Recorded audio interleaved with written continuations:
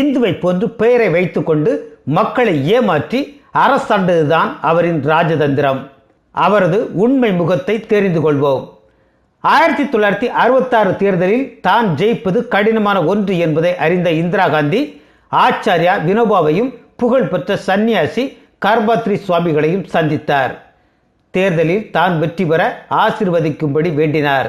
இருவரும் ஆசீர்வதித்து இந்திராவிடம் ஒரு வேண்டுகோள் விடுத்தனர். இந்திரா ஜெயித்து பிரதம மந்திரி ஆனதும் பசு வதை தடை சட்டம் கொண்டு வர வேண்டும் என்றும் நாட்டில் ஒரு நாளைக்கு 15,000 பசுக்கள் கொல்லப்படுவதற்கு மேலும் அனுமதி கொடுக்கக்கூடாது என்றும் அந்த பசுக்களை காப்பாற்ற வேண்டும் என்றும் வேண்டுகோள் வைத்தனர். இந்திராவும் ஜெயித்து பிரதமர் ஆனால் கண்டிப்பாக செய்கிறேன் என்று உறுதி அளித்து சென்றார். தேர்தலும் வந்தது. இந்திராவும் வெற்றி பெற்று பிரதமர் ஆனார். ஆனால் கொடுத்த வாக்கை மறந்தார்.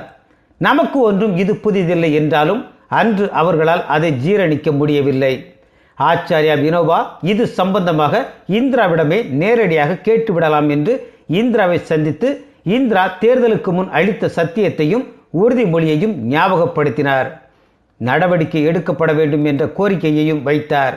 இந்திராவோ தான் அப்போதுதான் பொறுப்புகளை ஏற்றுக்கொண்டிருப்பதாகவும் அதை சரி செய்துவிட்டு பின்னர் பசுவதை தடுப்பு சட்டம் அமலுக்கு வரும் என்றார். மாதங்கள் உருண்டோடின. இந்திரா எதையும் செய்யவில்லை.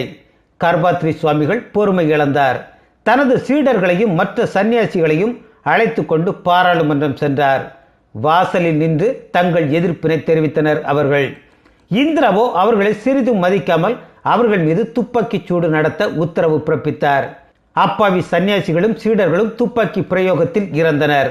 7 நவம்பர் 1966 அன்று கிட்டத்தட்ட 5000 இந்துக்கள் கொல்லப்பட்டார்கள். பிணங்களை அப்புறப்படுத்தியும் கொளுத்தியும் மறைத்தார்கள். அதை பார்த்த குருவிற்கு மனம் கொதித்தது. எப்படி இந்த அப்பாவி மனிதர்கள் இறந்தார்களோ அதே போல நீயும் இறப்பாய் என்று வயிறு எரிய சபித்தார். இந்திரா எப்படி இறந்தார் என்பது நாம் எல்லோரும் அறிந்த ஒன்று.